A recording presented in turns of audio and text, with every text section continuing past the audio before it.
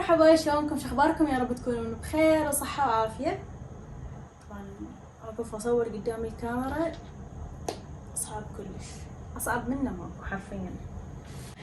المهم اكو اشياء هواية يعني انقالت من شهرة مالت التخرج وهي اوفر، وكو اشياء انا ما اقبلها، وكو اشياء حشرية زايد، وكو اشياء هي اصلا ما مقبولة اصلا واحد يقولها، مو كشخصا انه انا ما اقبلها. واكو اشياء لا هي مو من حق احد يتدخل بيها، تمام. واكو اشياء لا انسألت من بنات حبابات لطيفات وهاي، فانا اريد اجاوبهم عليها. فيعني تقدرون تقولون انه هذا الفيديو يخص كل شيء صار بالتخرج، الشيء اللي حبيته والما حبيته والمقبول والما مقبول وتساؤلات هواية والى اخره، تمام. طبعا هسه بيش ساعة بالأربعة إلا 10 الفجر، اوكي. جاني الشغف هسه، قمت بدلت، حطيت الستاند، حطيت الرنج، الإضاءة مالت التصوير، وقلت خل أصور. على الرغم إنه بغرفتي وغرفتي الإضاءة بيها مو كلش قوية، بس إنه نمشي الوضعية. هنا أنا الأسئلة كتبتها لي، أنا مسكرت هذا التليفون اللي دا أصور بيه، فعجزت أنقلهن للتليفون الثاني للأمانة حتى أكون صريحة. أول شي كل التعليقات اللي تخبل اللي تجنن راح احط لكم هنا. طبعا انا قاعده من هاي الصفحه حتى اخلي لكم كل شيء هنا، اوكي. حيتعبني هذا الفيديو بالمونتاج بس ما يخالف. التعليقات الهوايه، كميه التعليقات، اللايكات، الاشياء الجميله اللي وصلتني من عندكم، كل شيء بقلوب عليه بنات. هوايه شكرا على الكلام الحلو. ليش هسه دا ارد؟ لانه انا اصلا ما لحقت ارد عليكم بالتعليقات ككامل، سواء باليوتيوب او بالتيك توك او بالانستغرام. ما لحقت ارد عليكم كاملة، يعني كمية التعليقات الهواية. ف اولا احط لكم حساباتي هنا بالبرامج، بس هذن الحسابات عندي. اي حساب ثاني يقول لكم تابع الدالي ترى انه مو الي. اكو هواية حسابات يسووها والمشكلة انه يسووها برايفت، يعني مو حساب عام، او يحضروني يعني متابعاتي يدزوا لي انه مثل ما البارحة نشرت على الانستغرام، قلت لهم ترى فلان حساب نزل سكريناتهم، قلت لهم ترى هنا ما تابعت لي، اوكي. فانا ما عندي، بس هذين الحسابات راح احط لكم اياهن هنا. اما بالنسبة لكلامكم الحلو فمرة ثانية جد شكرا عليه، وما لحقت ارد لانه كان كلش هواية، كلش هواية، وخاصة انه انا نشرت يوم ورا يوم، وهذا مو شي متعودين عليه انه انا انشر يوم ورا يوم، خاصة بقطعاتي الاخيرة. هو بعدنا قطع، يعني شنو الجديد؟ قابل جديد علي انه انا اقطع؟ مو جديدة. يشوفون يقولوا لي تحركين ايدك هواية، انا هسه قدام الكاميرا واحرك ايدي هواية، يعني شي مو بيدي، انا متعودة انه انا الاشخاص اللي يسولفون بيديهم. ركزي داليا بالفيديو، لا تعبرين عن الفيديو، بس انا جاي اطبق موضوع اطلع من الموضوع، اطبق موضوع اطلع من الموضوع. فانتوا سلكولي هذا اول فيديو قدام الكاميرا، وعلى ما اعتقد انه ما راح ابق يعني انه انا ما راح اخلي الوجه ظاهر، لاني بعدني ما مستعده لفكره انه انا اطلع على اليوتيوب للامانه. يعني سواء من اهلي او غير، ما حد معرض هذا الموضوع. اللي يقولون انه اهلك عندهم معارضين او لا، امك او اختك دا يطلعون، هي المشكله مو يمهم، المشكله يمي انا داخليا بعدني ما مستعده لهذا الموضوع. الموضوع ما له علاقه بالجمال، ما له علاقه العفو بالحلاوه وبالجمال وبالمدري ايش، هنا الموضوع. انا ما مستعده يعني حاليا انه انتم ما حد يشوفني، بس انا متوتره مرتبكه انه انا ظاهره قدام الكاميرا. ف ماكو سبب يمنع هذا الشيء، بس عندما داخليا انه انا بعدني ما مستعده للموضوع فقط، لا اكثر ولا اقل. من استعد ما راح الشيء راح يمنعني، اوكي. خلينا نبلش. انتي نرفزتيني قبل ما تبدأي. اول سؤال او اول سالفه انقالت بالفيديوهات اللي اني وبابا او اني وماما، راح اخلي لكم هنا كم مقطع من عندهن. فقرة سخيفة بالتخرج. اكو ناس ما عندهم اهل، احتراما الهم خلوا هاي الاشياء بيناتكم. المفروض انه تراعين مشاعر، هاي التعليق الاخر، المفروض انه تراعين مشاعر اللي ما عندهم ام. زين اللي ابوها ميت شلون بيها؟ يعني انا شخص تقدروا تقولون انه انفلونسر هيجي او بلوجر او ما ادري شو تسموه انتم براحتكم، او يوتيوبر او الى اخره، او شخص ينشر حياته اليوميه بالسوشيال ميديا، او جزء من حياته. يعني اني تقريبا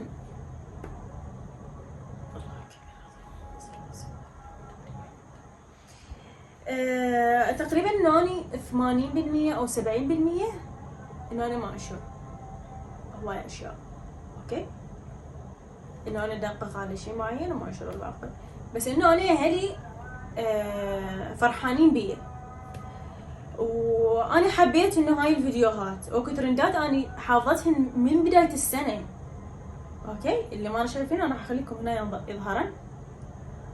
يعني ترندات حافظتهن من بدايه السنه، انه انا اريد اسويهن ويا اهلي. انا اريد ابين لهم انه البنيه اللي تعبوا عليها حتى وصلت لهذا المكان مدري شنو، يفرحون وياها. اوكي، فهذا الشيء مو مقبول انه انت تجين تحطين نفسك وهي مو واحده واثنين ولا ثلاثه ولا اربعه، هوايه اكو في التعليقات، بحيث انا ما احذف تعليقات اني حذفتهن هذني. يعني حسيتها حشريه زايده، تدخل زايد ما مقبول اصلا. انا على اساس اروح اتدخل بحساب شخص ناشر شيء محترم، ناشر شيء ما يخدش الاطفال الصغار اللي باعوا له، ناشر شيء انه ما نقول مثلا مو محتوى هابط او الى اخره، ولا قضيه راي عام يحق لك تعلق بيها، يا اما تقول خيرا او تصمت. يعني فيديو اني ووالدتي مثلا جابت لي النيشان مالتي مالت التخرج اللي هو سوار، يعني ذهب جابت لي اياه. فيديو ثاني اني ووالدي ما اعرف ايش، او الزفه اللي مالت التخرج اللي سووا لي اياها، والله هاي مبالغه، هاي ما اعرف ايش. يابا هذا شيء راجع لي، هذا شيء خاص بي انا. ما حابه الفيديو اطلع منه، وهاي خلاص اطلع منه. ما يحتاج شخص فرحان تجي تبخين سمك، والله يعني ما يحتاج. بدل ما تبخين سمك بالتعليقات روحي شو تسوين؟ اعطيك وصفه زينه، جيبي خلاطه حطه بالخلاط ترفس خوش، وحطي وياه شوندر وشربي لك كل يومين قلاص. هم يزود دمك وهم يقلل السم عندك. منو؟ فود.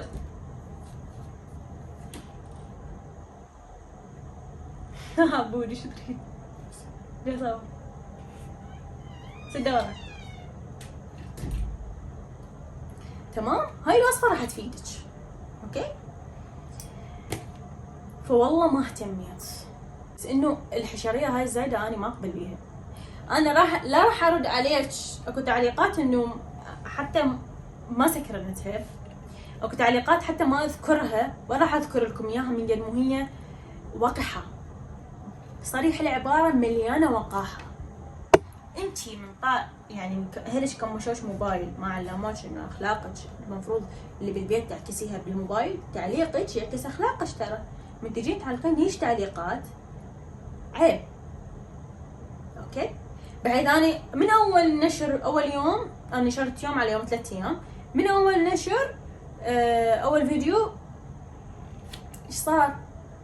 تعليقات منها 2 3، بعدين زاد اكثر النوب تعليقات، يعني صارت اوفر.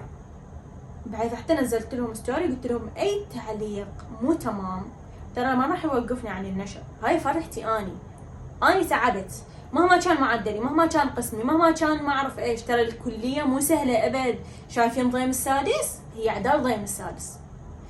فشي انا طلعت منه منهكه، حرفيا منهكه، طاقتي وحيلي وصحتي وكل شيء من الدراسه ومن الاشياء الثانيه راح نواجهها بالكليه. والبنات اللي مقبلين على الكليه لكم فيديو خاص بهذا الشيء، واللي اصلا هم بالكليه راح يعرفون عن شنو دا احكي، يعرفون شنو قصدي. ترى مو سهلة الكلية أبدا، مو سهلة، مو من صعوبة الدراسة ولا من صعوبة القسم، بس اكو هواية امور ثانية صعبة. تمام؟ فهذا الشيء انا ما تخرجت واخذت شهادتي بالساهل. صار كات، نرجع نكمل. طفت الكهرباء. المهم، فارجع واقول اي بنية اي قسم كان من المعهد وانتو صاعدين، اوكي، ما اخذت شهادتها بالساهل، ولا اخذتها بهيج برحابة صدر هي قاعدة بالبيت وتجيها الشهادة، لا، شي صعب. فهاي فرحتي أنا. تمام؟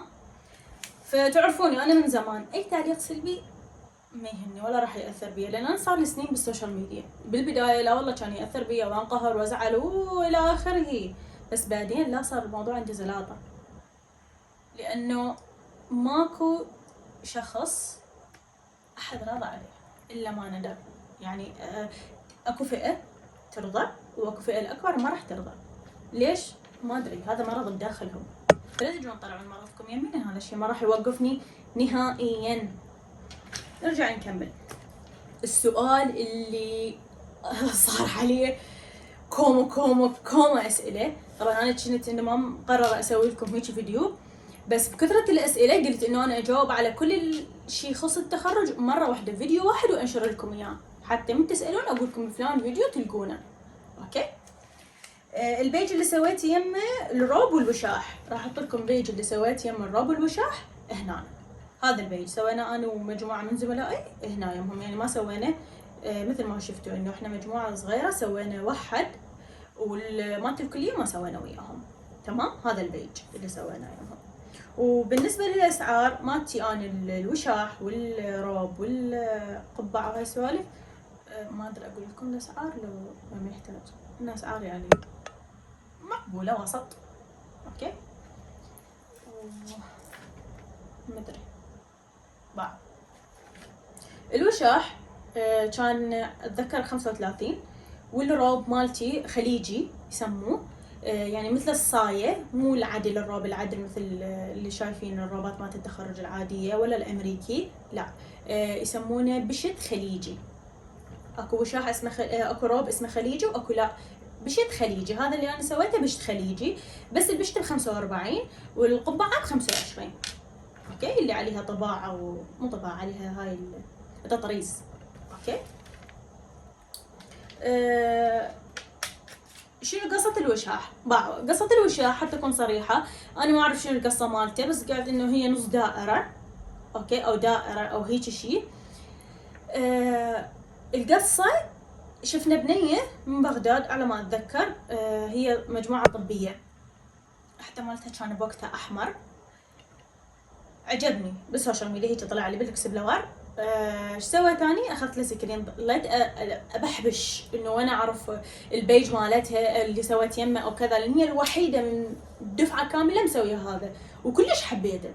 حتى سوينا انا بوقتها انا وصديقتي نفس الشيء، فكلش كلش كلش حبيته.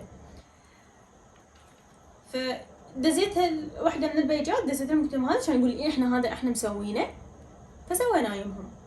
القياس بنات، انا كتوفي صغار، صديقتي اجت على قياسها مضبوط، انا كتوفي لا ما اجى عليها، الا اخذت لي ماما منا اصبعين، فيعني القياس ما راح ياثر. بس هي ام البيج تاخذ من عندكم تقول لكم فلان قياس فلان قياس فلان قياس كذا كذا كذا، على الطول والستره وهاي تفاصيل، هي راح من ام البيج. اوكي. بالنسبه للحذاء مالتي من وين مالت التخرج بنات، حذاء مالتي انا اخذته من تطبيق شيك بايند. هو تطبيق يعني تنزلونه لونه برتقالي، تنزلوه ومن عنده انا اخذته. اذا تذكرت بالمونتاج راح احط لكم الرقم مالت الحذاء. اوكي، هو الرقم يعني تكرمون لا رقم وهيك شيء، هاي تذكرت بالمونتاج. اكو وايد قالوا لي اظافرك من وين، او اظافرك وين سويت اليوم. بنات اظافر هاي اظافر مالاتي يعني، اوكي، يعني ما سويتهم حتى يم مكان ولا اي شيء، مجرد انه انا صبغتهم ومنزلت لكم فيديو على اليوتيوب، انه انا حتى شاركتكم انه انا صبغت بيجي وحطيت فوقه شويه لمع هيك، مجرد انه جلتر فوقه وبس، ما سويت بي يعني نقشه او كذا وهيك سوالف، بيجي وحطيت فوقها لمع. لا يم مركز ولا اظافر لازقتهم اظافيري.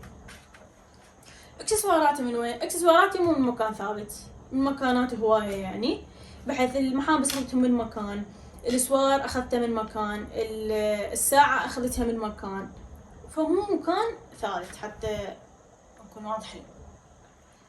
ومن محلات هنا يعني يمنا، مو من بيج حتى انزل لكم اياه. والمسكة مالت التخرج، المسكة مالت التخرج راح احط لكم البيج مالتهم هنا. انا ماخذتها من محل مال وارد هنا عندنا بشارع المستودع، يعني بالانبار بالرمادي شارع المستودع، اسمه تركواز. اللي موجودين بالرمادي راح يعرفونه من عندهم. انا رحت عليهم بوقت انا وصديقتي، بوقت صورت لكم فيديو من تجهيزات. انا وصديقتي سوينا نفس المسكه. والورد ما خطه طبيعي، لان الورد الطبيعي راح يذبل وبسرعه يذبل، وخاصه انه الجو كان حار، فمنا بالليل للصبح هو ذبلان منتهي، احنا ذبلنا مو عادين الورد. فانا اختارته انه يكون اصطناعي مو طبيعي. حتى بعد المسكه اللي هسه موجوده حطيتها على الرف مالت الكتب اللي فوق محتفظه بيها. فانصحكم انا تسوون اصطناعي مو طبيعي. انا جتني بوكيهات ورد يعني طبيعي، والله ما لحقت ارجع يعني للبيت هو الورد سايحه روحه وذبلان، شفتوا حتى بالتصوير. القاط من وين؟ القاط همتين من هنا من الرمادي، تمام. من شارع الاورزدي، اسمه المحل اكرم، اعتقد اسمه اكرم. همتين راح احاول انه انا القى لكم، ما لاقى مالتها بوقتها حتى محتفظه بيها، قلت خاف البنات يسالوني، احط لكم اياه هنا. اوكي. والمسكه ب25 او ب35 كان سعرها، اعتقد المسكه هيجي اعتقد. والقاط ب150. السؤال اللي هواي صرفت ايه اللي تكرر بقد ما تكرر سؤالي من الروب والوشاح مالت التخرج، اللي هو فستان الوالده من وين؟ ماما ما كانت لابسه فستان، كانت لابسه كيلوت وفوقها هيك مثل الشغل. هذا هي خياطها، هي صممته وخيطته، يعني لا من بيج ولا اي شيء. واللي يقولون والدتك تخيط، والدتي ما تخيط الاحد، هي سوتها الها، يعني هي تخيط النا احنا. اوكي. ومرات تنزل ديزاينات معينه من ناحيه بشتات او كذا بالبوتيك مالتنا، تمام. اما هذه لا، هي خياطته. اكو سؤال اليوم ما كتبته اعتقد، انا بعد اكو لنا بكم سؤال بس اتذكر هذا السؤال. هاي جلطتني من قد ما بطرقع والله. تعالي هنا توقف الطرقعة مالتها. اكو تعليقات حلوة راح احط لكم واحد من عندها هنا. اوكي. بنوته تقول من قد ما حابتها على تيك توك، تقول من قد ما حابتها، حاطه صورتها مالت التخرج خلفيه مال التليفون. التعليقات الحلوة والدعاوي اللي تجنن. دعاوي ولا دعوات؟ دعاوي، يعني شخص يدعي لك غلس على فصلاتي. الدعوات الحلوة اللي وصلتني والمباركات والاشياء الثانية والكلام اللطيف، يعني جد احبكم هواي بنات، كلش احبكم هواي على هذا كلامكم اللي يخبر، حرفيا يخبر. قبل لا اكمل باقي الاسئله، بنات اذا وصلتوا لهنا فانا اريد اغير اسم القناه مالتي اليوتيوب. اوكي. هي اسمها عالم البنات، فانا راح احاول اسميها داليا مخلف او عالم داليا، ما اعرف. فانتوا اكتبوا لي بالتعليقات شنو اسميها. مره من فتحت بث اخر شيء قلتوا لي انه سميها داليا مخلف باسمك حتى يصير مثل بقيه البرامج، لان اني كل البرامج مسميتهم داليا مخلف.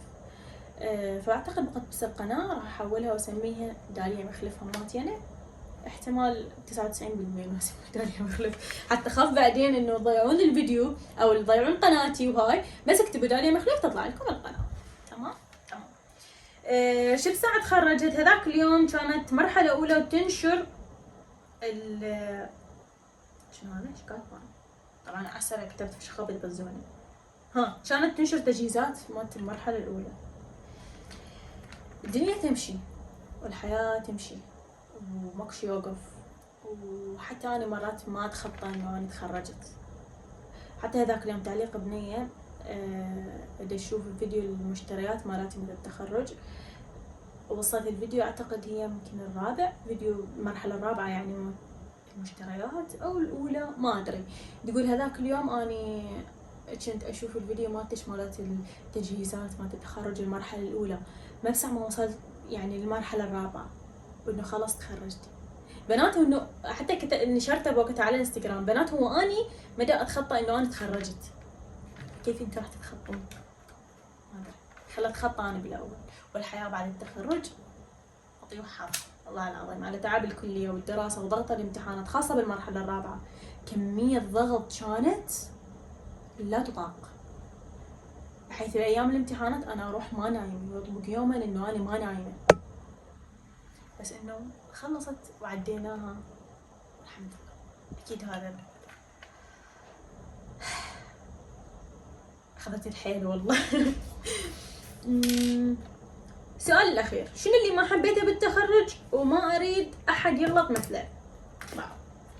بالنسبه الي انا كل شيء سويته مثل ما انا احب، ماكو شيء صار غير عن اللي انا حبيته. الصوره كانت بالتخرج اللي هي بالكليه، فيديو كان بالكليه وفيديو خارج الكليه صورت لكم اياه، بين هذا وهذا الفيديو يومين، لانه قصدي بالواقع يومين. الصوره مالت التخرج اللي كانت بالجامعه هذا اليوم خليته لاهلي، يعني حصرا الاهلي. اكو مجموعه ويانا راحوا المكان ثاني، يعني ورا ما اخذوا الصوره الجماعيه راحوا المكان ثاني هناك احتفلوا. انا ما رحت وياهم وما اريد هذا الشيء، يعني انا صايره اخر فتره انه انا ما احب الهوسه.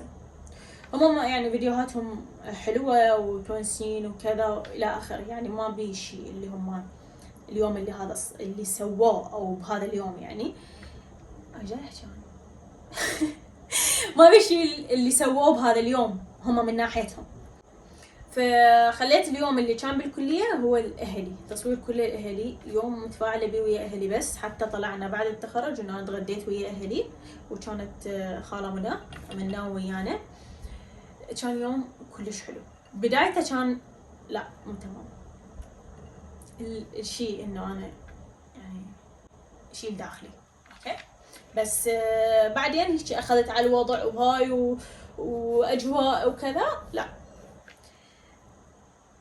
اما الفيديو الثاني هذا جلسة تصوير كانت ببغداد. اول شيء اخذناه بالمتنبي، تمام، احنا مجموعة قليلة يعني كم نفر ينعدون على اصابع، اقل من ينعدون على اصابع. كان ببغداد.